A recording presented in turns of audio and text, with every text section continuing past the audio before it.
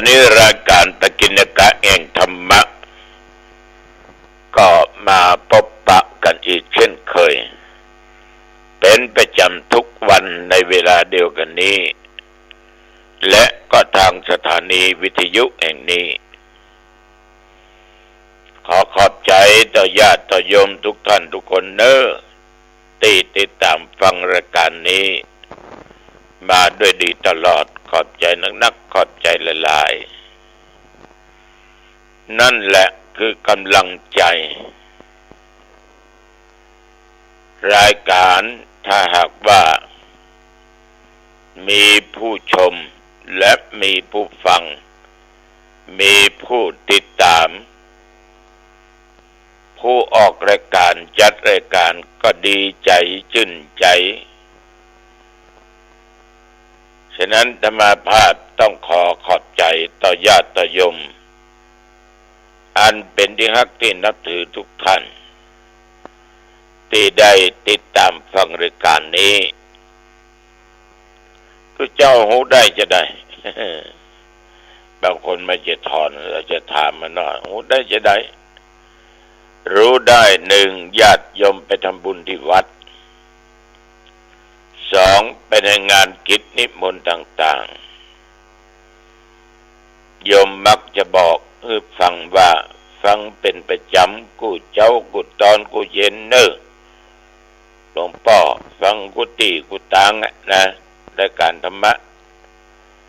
แต่หูได้อย่างอีกเป็นส่วนมากเช่นเดียวกันวันนี้ญาติโยมเราก็จะมีการไหว้พระสวดมนต์ถวายเป็นพระราชกุศลแด่องค์พระบาทสมเด็จพระวชิรเกล้าเจ้าอยู่หัววันนี้ตรงกับวันที่28สิงหาเพราะวันที่28นั้นมันเป็นวันคล้ายวันพระราชสมภพขององค์พระบาทสมเด็จพระวชิรเกล้าเจ้าอยู่หัวฉะนั้นทางคณะสงฆ์ก็ดีโดยงานองค์กรพี่น้องประชาชนก็จะได้ร่วมกันเจริญพุทธมนต์และเจริญจิตภาวนาถวายเป็นพระพรชัยแด่พระองค์ท่านวันนี้ก็เช่นเดียวกันเอามาไหว้พระสวดมนต์บ่าพร้อมๆกันไปณบัดนี้อะระหังสัมมาสัมพุทโธภควาพุทธังภวันตังอภิวาเทมิกราบพระพุทธสวากขาโตภควตาธัมโมธัมมังนัมมัสสามิกราบพระธรรมสุปฏิปันโนภควโตสาวกสังโฆสังฆังนัมมามิ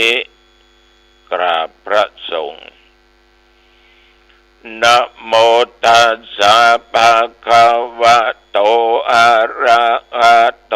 สัมมาสัมพุทธัสสะนะโมตัสสะภะคะวะโตอะระหะโตสัมมาสัมพุทธัสสะนะโมตัสสะภะคะวะโตอะระหะโตสัมมาสัมพุทธัสสะพุทธังสรณังคัจฉามิธัมมังสรณังคัจฉามิสังฆังสรณังคัจฉามิ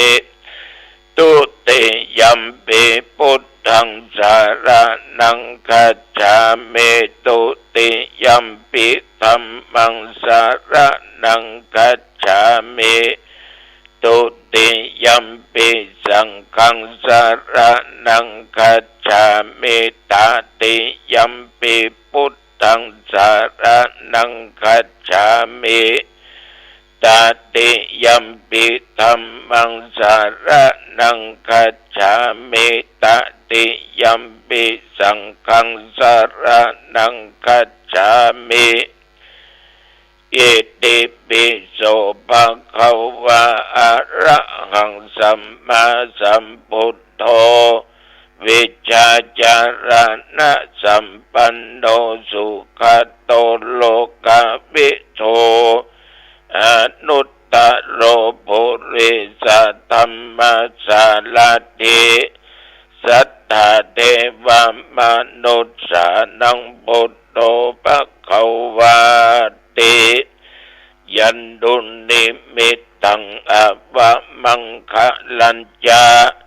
โยจามานาโพสกุนัสสะสัทโธปะปะกะโหโตสุปินังอากันตังพุทธานุภาเวนะวินาสเมนโตสวากขาโตภะคะวะตาธัมโมสันติติโกอากาลิโกเอหิปัสสิโกโอปัญญิโกปัจจตังเวทิตาโพวินโยหิติ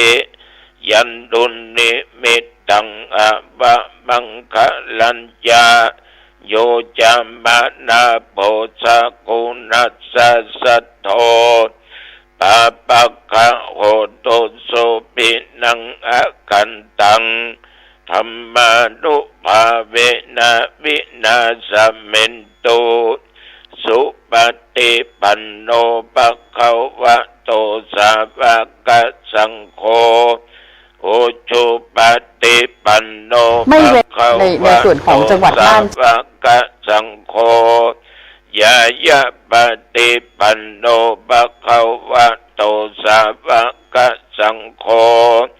สามิจิปฏิปันโนภะคะวะโตสาวกสังโฆ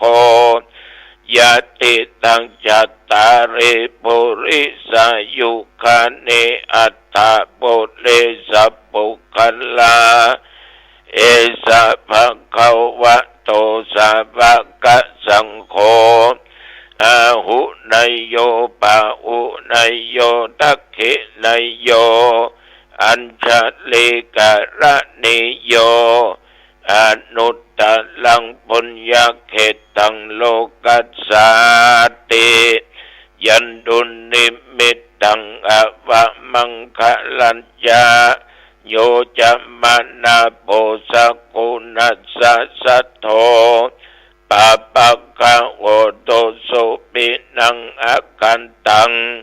สังฆานุภาเวนะวินาสเมนโตมหาบัจฉิลาลังการโนทยานังธรรมคัตติโยมหาปุญโยมหาเตโชขันติเมตตาติธรรมิโกสัมพุทธมามาโกอัคโคสาสนัสสุปะธัมภโกทายารัตถสะอัฏฐายากัลลัญญานิปกุภเตภิกขุสาสนากิจเจสุสังคันหติวิเศษโต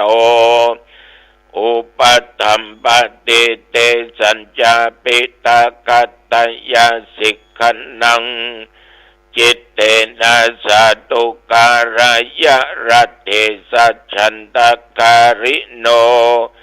กะเรติวุติภาวายะรัตถสัจจะปัจจายะจา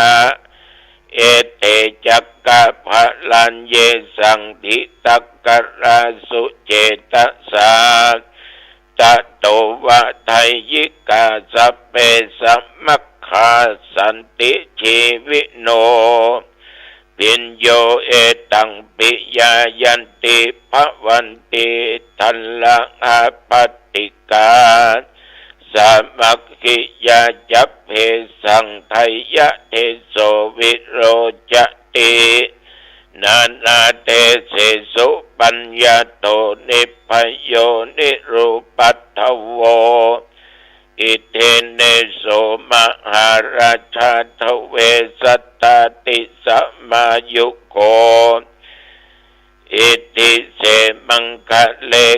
เลเทวัตอาเทมัสสะชยมังคะลังรัตนัตยานุภาเวนะรัตนัตยะเตชะสาปรเมนทามหาราชาไทยนังนันติวัตโนจิรัญชีวัตุทีกายุวันนุเปโตสุเขติโตพโลเปโตจัสสะพัทธาปปะโตสัพพมังคะลังสิริลัจเจปฏิธาตุนิจังปัตตลานิปัสสโตสัพเพมะเอติกาเทวะอภิปาเลนตุนังสัทธาจิรันติตโตโลกัสสมิงสัมมาสัมพุทธัสสะสนันติภวตุสัพพมังคะลังรักขันตุสัพพเทวตาสัพพพุทธานุภาเวนะสัทธาโสทิภวันตุเตภวตุสัพพมังคะลังรักขันตุสัพพเทวตาสัพพธรรมานุภาเวนะสัทธาโสทิภวันตุเตภวตุสัพพมังคะลังรักขันตุสัพพเทวตาสัพพสังฆานุภาเวนะสัทธาโสทิภวันตุเตโดย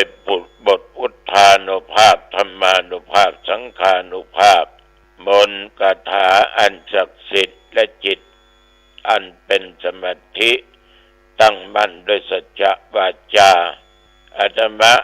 ขอถวายพระพรชัยมงคลแด่องค์พระบาทสมเด็จพระมหาวชิรเกล้าเจ้าอยู่หัวในปีมหามงคล6 รอบ 72 พระพรรษาของพระองค์ขอให้พระองค์ท่านนั้นจงมีพระสุขภาพพละไมอันแข็งแรงทรงมีพระเกษมสำราญขอให้พระองค์ท่านจงมีพระชนมายุยิ่งยืนนานได้120 พระพรรษายิ่งขึ้นไปขอถวายพระพรกรมอุตุเพิ่นก็ได้บอกได้ตักได้เตือนเน้อว่าระวังละนี้ฟ้าฝนมันตกประการสำคัญพ่อแม่พี่น้องทั้งเหนือเฮาว่าพี่น้องน่านกาแป้กาหน่อปะเหยาเจียงไฮ้นี่เที่ยวทั้งเหนือเฮาเนี่ยฝนตกหนักติดกันมาหลายวันก็ทำขึ้นน้ำอ้อยน้ำดอยน้ำหลากน้ำไหลน้ำท่วมบ้านท่วมจองท่วมทุกสิ่งทุกอย่างบอกว่าสรรพสัตว์ทั้งหลายล้มหายตายจากไปก็นักบางจังหวัดมนุษย์ต้องเอาชีวิตเข้าไปสังเวยกับน้ำท่านทั้งหลายมันบ่มีก็ลำบากมีมากก็อันตรายเนี่ยอย่างก็ตามเพราะว่าถ้าพอดีเนี่ยเวลาพลาดก็บ่ทุกข์นักเวลาได้ก็มอกดีใจเฉยดีใจแต่ถ้ามันบ่ได้มันจะเสียใจนักทุกข์นักดังที่กล่าวฉะนั้นญาติโยมท่านผู้ฟังนับตั้งแต่เมื่อตะวันวามาจนถึงปัจจุบันเที่ยวบริเวณวัดหนองตองใกล้เคียงเวลาประมาณสักบ่ายโมงเนี่ยก็มีฝนลงเห็นน้อยลมฟ้าอากาศก็อยู่ตามปกติมันมาเป็นเตื้อมืดมาเป็นเตื้อ อุณหภูมิก็36 องศาปัจจุบันประเดี๋ยวนี้ก็21 องศาด้วยกันนับตั้งแต่เมื่อตะวันวามาจนถึงบัดนี้ตะวันนี้ญาติโยมท่านผู้ฟังก็ได้มีโยมปากันมากระทำบุญเนาะมากระทำบุญหลายท่านหลายคนมีโยมคนหนึ่งเป็นเดินทางมาจากกรุงเทพพอดีธรรมาภาพกินข้าวงานแล้วมีธุระไปธุระที่อื่นหน่อยหนึ่งก็กลับมาที่วัดคุณโยมก็ทำผลท่านำผ้าไตรจีวรไตรศูนย์พิเศษมาถวายเพราะมีความตั้งใจอยากจะถวายพระไตรจีวรแด่หลวงปู่อาตมาก็รับและอนุโมทนาเดินทางมาตั้งไกลเนาะหลายร้อยกิโลนั่นแหละคือศรัทธาก็เลยถามว่าทำไมคุณโยมเดินทางไกลผ่านมาหลายจังหวัดก็ยังไม่ทำกรุงเทพก็มีเยอะแยะคำที่โยมตอบก็บอกว่าอยากจะมาทำบุญกับหลวงปู่รู้จักกันได้ยังไงเพื่อนฝูงบอกให้เพราะเคยร่วมทำบุญผ้าป่าซื้อเครื่องมือการแพทย์ร่วมกับหลวงปู่มาครั้งหนึ่งแล้วแต่ทำไมรู้ที่รู้ทางเพิ่นก็บอกว่ามาตามเทคโนโลยีเนาะประเดี๋ยวมันสบายโยมทั้งหลายแรงแห่งศรัทธาคือความเชื่อว่าทำบุญก็ได้บุญทำบุญที่ตัวเองมีจิตศรัทธาก็ได้บุญเยอะคือการกระทำบุญประเดี๋ยวเนี่ยเขาก็เลือกถ้าคนมันคิดนักด้วยใจสติปัญญาตึงตองเพื่อก็คิดนักการไปแล้วมันถูกเนื้อนาบุญให้มันได้บุญจริงๆนะจึงเดินทางมาไกลยมการจนากันดิยะพร้อมด้วยพ่อแม่พี่น้องอำเภอแม่วางก็มาทำบุญทานข้าวปลาอาหารทานนั่นทานนี้นั่นก็มาด้วยจิตศรัทธาวันที่7จะนำโรงทานมาอีกขอบใจนักในตระกูลกันดิยะพี่น้องศรัทธาญาติโยมท่านผู้ฟังเมื่อตะวันวานี้ตั้งแต่เช้าจนถึงมื้อเพลนั้นฉันข้าวต้มเพียงแต่1 ถ้วยน้อยๆแล้วก็ออกจากวัดไปร่วมคณะธรรมทูตจังหวัดเชียงใหม่ณที่วัดประสาทธรรมตำบลหางดงอำเภอหางดงเชียงใหม่ก็มีพระเดชพระคุณหลวงพ่อประเทศสิงหวราจารย์พร้อมท่านมหาดวงจันทร์และพระคณะเผยแผ่ธรรมธรรมทูตอาตมะลองทั้งสองทุกเจ้าพระเนนและญาติโยมก็ทยอยกันมาดูนาฬิกาเกือบจะบ่ายโมงก็เลยลาท่านเจ้าคุณไปปฏิบัติหน้าที่ธรรมสัญจรที่วัดพระบาทตุ้งอ้ออำเภอสันปะตองเชียงใหม่บ้านชื่อว่าบ้านพระบงเพิ่นมีรอยพระบาทมาตั้งหลายร้อยปีมาแล้ว เมื่อถึงเวลาเพิ่งก็ส่งน้ำจัดงานประเพณีบัดพระบาทตรงอ้อเนี่ยเพิ่งมาเจริญได้ประมาณ20 กว่าปีแต่ก็มีเสนาสนะประเด็นนี้สร้างโบสถ์ศาลาห้องประชุมวิหารกุฏิวิหารพระบาทศาลาบาทศาลาการประเรียนญาติโยมช่วยกันคิดสร้างธรรมสัญจรตวาก็ทางองค์การมหาส่วนตำบลชั้นกลางสะปะตองร่วมกับพี่น้องประชาชนก็นั่งรอศรัทธาพระมาจากทุกหมู่บ้านก็ได้นั่งเทศนาธรรมตั้งแต่บ่ายโมง40 นาทีเอาเรื่องบาปไปอู้ไปจ่าเพราะบุญก็อู้นักก็เลยอู้บาปอย่ากรรมว่ามันเกิดจากอะไรอย่างใช้เวลาไปจนถึงบ่าย2 โมงเกือบ30 นาทีก็เอวังเปิ้นเอาเหมือนน้อยประกาศจ้อนกะเขียวหางดอกนี่นะพืชผลการเกษตรตาลขอบใจนักขอบใจหลายๆจบจากอันแล้วอาตมาภาพต้องรีบมาที่วัดอินเทพศรัทธาก็รอท่าฝนก็ตกสิก็เตะทำทิพมนต์หลวงเป็นทำกตาเป็นทำสืบชะตาบ้านขึ้นเฮือนใหม่กาสืบโอราชตากาทำบุญอายุเนาะสืบชะตาวัด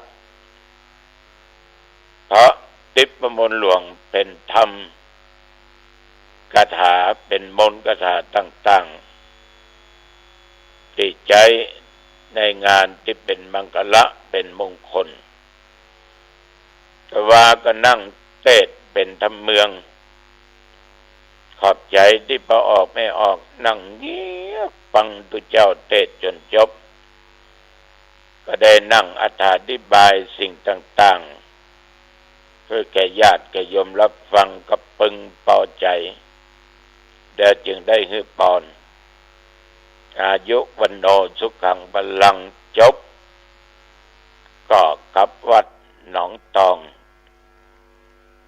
ฝนก็ยังมีสิอยู่หน่อยหนึ่งท่านทั้งหลายชีวิตของคนเฮาเนี่ยอย่าไปหันคงจักเป็นดอกบัว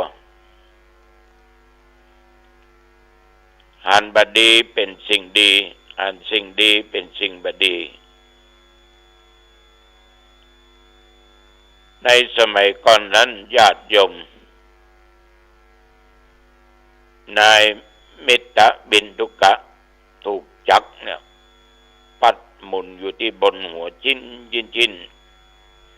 ได้รับความทุกข์ความทรมานโดยสาเหตุนายมิตรบินทุกะเนี่ยท่านทั้งหลายพระโพธิสัตว์เจ้าปันได้จาริกผ่านมานายคนนี้เข้ามาถามว่าข้าแด่พระองค์ข้าพเจ้าได้กระทำอย่างไว้แก่เทวดาข้าพเจ้าได้กระทำความชั่วอย่างจากนี้จึงมาจดอยู่ที่บนหัวของข้าพเจ้าพัดอยู่หันจนอยู่บนหัวโพธิสัตว์เจ้าก็บอกว่าต้านผ่านมาตั้งปราสาทแก้วปราสาทเงินปราสาทแก้วมณีและปราสาททองมาแล้วจนมาถึงณที่นี้นายมิตรวินทุกะได้ถามพระองค์ว่าขอพระองค์ท่านจงดูข้าพเจ้า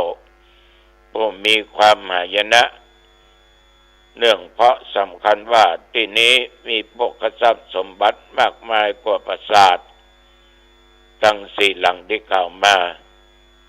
โพธิสัตว์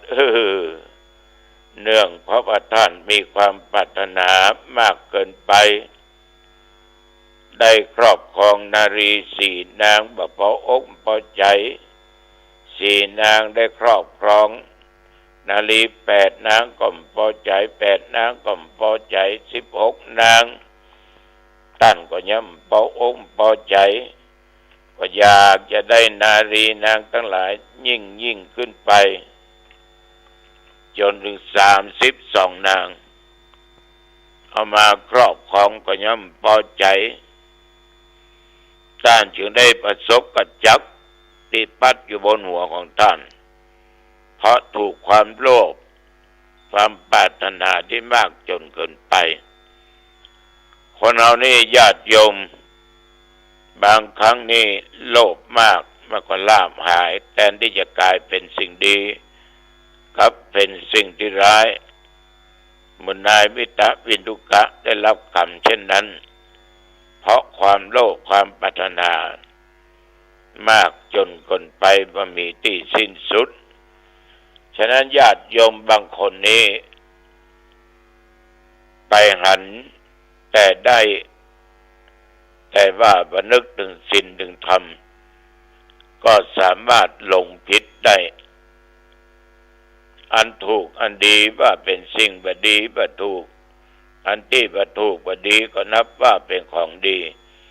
และอันคงจักเป็นดอกบัวเพิ่นว่าชั่วมันว่าดีนะเพิ่นว่าจะไปนะจะไปเล่นจะไปกินจะไปดื่มจะไปทำอย่างนั้นก็จะทำอย่างมันเรื่องของข้าเนี่ยหันผิดเป็นชอบไปฉะนั้นญาติโยมท่านผู้ฟังทั้งหลายก็จึงขอฝากไว้เอาละวันนี้เมื่อคืนปะกันเนิดที่บ้านแม่กะกาดอำเภอดอยสะเก็ดญาติโยมที่อยู่แม่กะกาดดอยสะเก็ดปะกันเนิดอายุวันโนสุขังพลังพบกันใหม่โอกาสหน้าเจริญพรทำนายของคนเฒ่าบ่เก่าเพิ่นได้พยากรณ์ไว้ว่าต่อไปเบื้องหน้า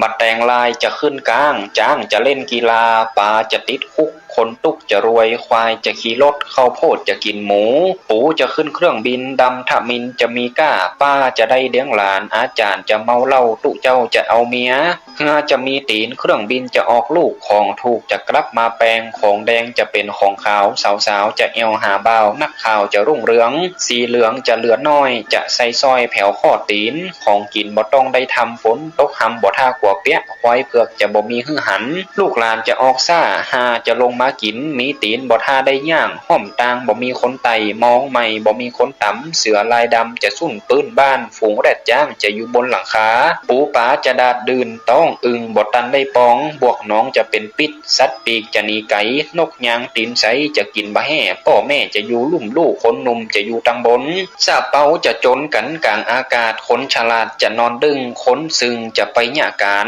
น้อยนานจะหนีป่าน้ำต้าจะไหลขึ้นเหือนดินจะเปียงกันอย่างหน้ากองตีดอนจะกลายเป็นตีลุ่มคนหนุ่มจะบ่อยู่บ้านไม่การจะบ่มีไผหู้จักพืชพักจะได้นอนมุ้งญี่ปุ่นเมืองจีนจะครองเมืองไทยอยากกินอันใดบ่ต้องไปสอดปวกกับหมอดจะบ่มีอย่างกินหนี้สินจะมีกันทั่วบัดทั่วจะบ่มีคนปลูกขายนิยายจะกลายเป็นความจริงแม่ยิงจะเอาเมียจะมีในเบื้องหน้าแต่แลตั้นทั้งหลาย